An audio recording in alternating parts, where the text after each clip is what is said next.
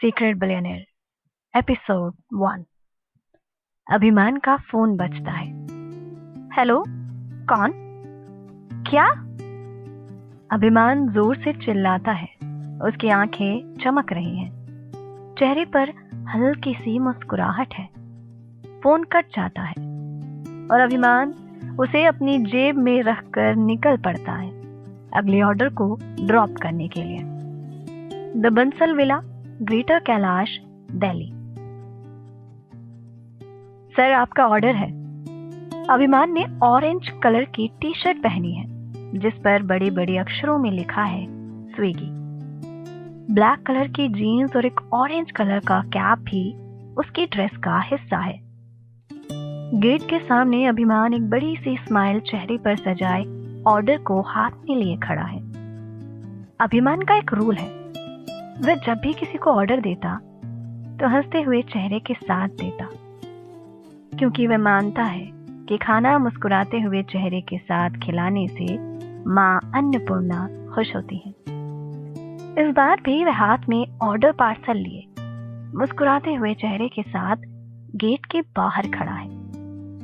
लेकिन दरवाजा खुलते ही अभिमान के चेहरे की हंसी कुछ ही सेकंड्स में गायब हो जाती है और सदमे में बदल जाती है। जिस विला में वह अपना ऑर्डर देने गया है, उसी विला में उसकी आंखों के सामने उसकी बीवी शैली खड़ी है। शैली को अपने सामने इस तरह से देखकर अभिमान बहुत हैरान हुआ।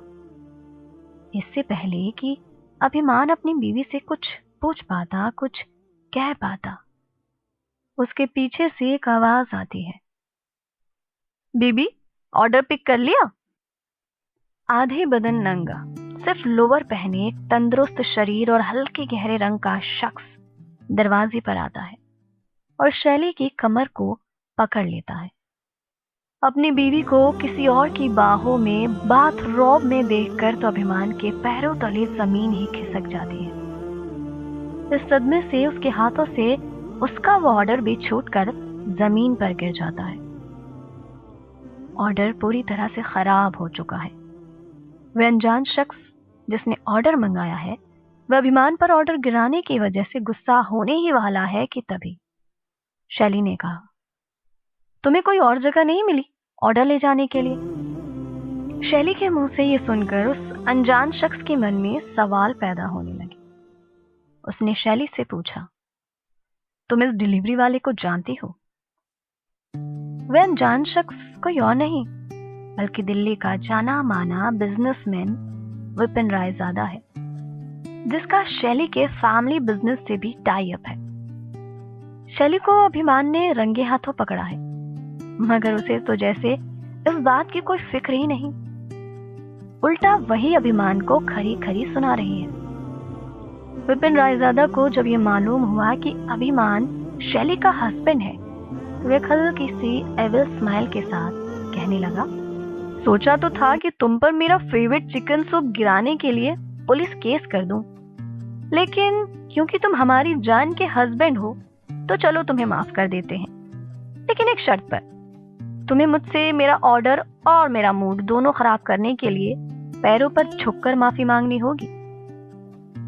अभिमान को लगा शायद इस बार तो शैली को गुस्सा आएगा और वह विपिन रायजादा को ये सब करने से रोकेगी। लेकिन अभिमान को हैरत तब हुई जब विपिन की इस घटिया शर्त पर शैली भी हामी भरने लगी और कहने लगी, विपिन दिल्ली के जानी माने बिजनेस टाइकून है और तुम्हारी औकात नहीं है कि तुम इन्हें नाराज भी कर सको, इसीलिए चुपचाप इनके पैर पकड़कर माफी मांगो और दफा हो जाओ यहां से। अभिमान ने विपिन की शर्त मानने से इनकार कर दिया और उसके चेहरे पर एक जोरदार घूंसा मारने के लिए आगे बढ़ा। तभी शैली दोनों के बीच आ गई और अभिमान को जोर से लताड़ दिया। एक मामूली सी डिलीवरी वाले, तुम्हारे अंदर इतनी हिम्मत आई कहां से? तुम्हारी हिम्मत कैसे हुई मेरे दोस्त पर हाथ उठाने की? शैली की बातें अभिमान के दिल पर तीर की तरह चुभ रही हैं। अभिमान की आंखों में पानी के साथ गर्म अंगारे जैसे धधक रहे हैं। वह गुस्से में कहने लगा, शैली, हमारी शादी को इतने साल हुए, तुम मुझसे हर काम करवाती रही, घर में नौकरों सा बर्ताव किया। मैंने कुछ नहीं कहा। हमारी शादी को इतने साल हुए, मगर हम कभी एक बिस्तर पर नहीं सोए। फिर भी मैंने तुम्हें कुछ नहीं कहा। लेकिन आज जो कुछ मेरी आंखों ने देखा, वह मैं तो क्या, तुम भी कभी नहीं भूल पाओगी। एक दिन तुम जरूर पछताओगी। इतना कहकर अभिमान गुस्से में वहां से निकल गया। शैली के लिए तो ये शादी महज कॉन्ट्रैक्टेड है, मगर अभिमान शैली से बहुत ही प्यार करता है। शैली की फैमिली में भी अभिमान की कोई रिस्पेक्ट नहीं करता। शैली को जिन हालातों में अभिमान ने देखा था, वह भुला ही नहीं पा रहा।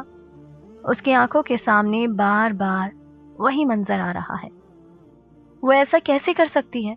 वो हमारी शादी को ऐसे बर्बाद कैसे कर सकती है? अभिमान बीच सड़क पर रो रो कर ये सब कह रहा है। आंसू भले ही उसकी आंखों से छलक रहे हैं, लेकिन रो उसका दिल रहा है। अभिमान का अब काम में मन नहीं लग रहा, लेकिन वह अपने काम को बड़ी शिद्दत से करता है। इसीलिए सारे ऑर्डर्स को ढंग से पिकअप एंड ड्रॉप किया। रात को अभिमान अपने घर वापस आए। उसने देखा उसके घर का दरवाजा खुला है। अंदर से टीवी की आवाज आ रही है।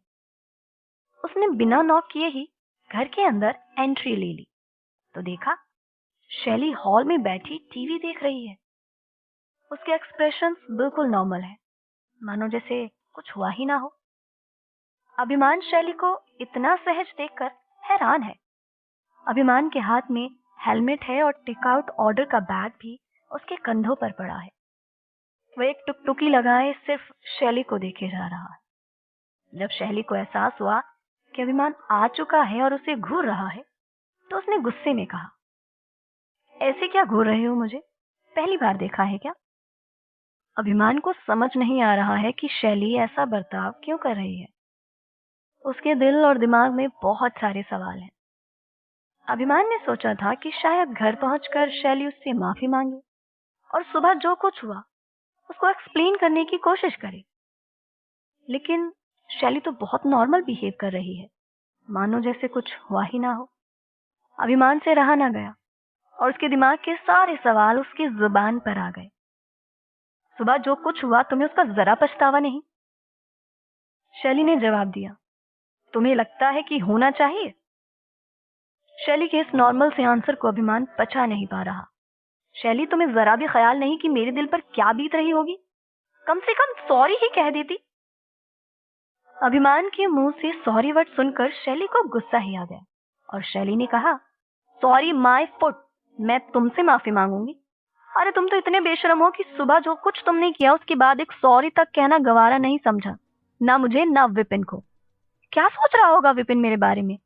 तुम्हारी तो वैसे भी कोई इज्जत नहीं है, कम से कम मेरी ही इज्जत का ख्याल कर लेते। अभिमान ने रोते हुए कहा, तुम्हें अब भी विपिन की पड़ी है, और जो मेरा दिल दुखाया है तुमने, उसका कुछ नहीं। अभिमान अब और ज्यादा दुख बर्दाश्त नहीं कर सका और उसने शैली से तलाक लेने की बात कर दी।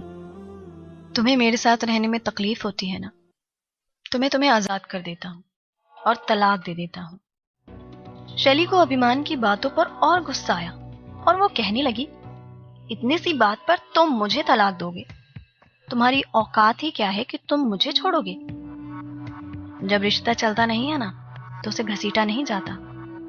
इतना कहकर अभिमान घर से बाहर निकल गया और पूरी रात अपने दोस्त के घर पर ही बिताई। अगले ही दिन शैली की दादी माँ की 80वीं सालगिरह है। शैली का पूरा परिवार उसकी दादी माँ की सालगिरह के लिए होटल हयात में इकट्ठा हुआ है। शैली के फादर मिस्टर ओम प्रकाश भल्ला, उसकी माँ मिसेस शीना, उसके चाचा जी राजीव, उसकी चाची अंजलि, उसके कजिन्स एंडी और माही भल्ला। शैली के परिवार के सभी लोग अभिमान को एक नौकर की तरह ही ट्रीट करते हैं। शैली की दादी मिसेस भल्ला अपने ज्यादातर काम अभिमान से ही कराती है। पार्टी में हर कोई है, मगर अभिमान नहीं है।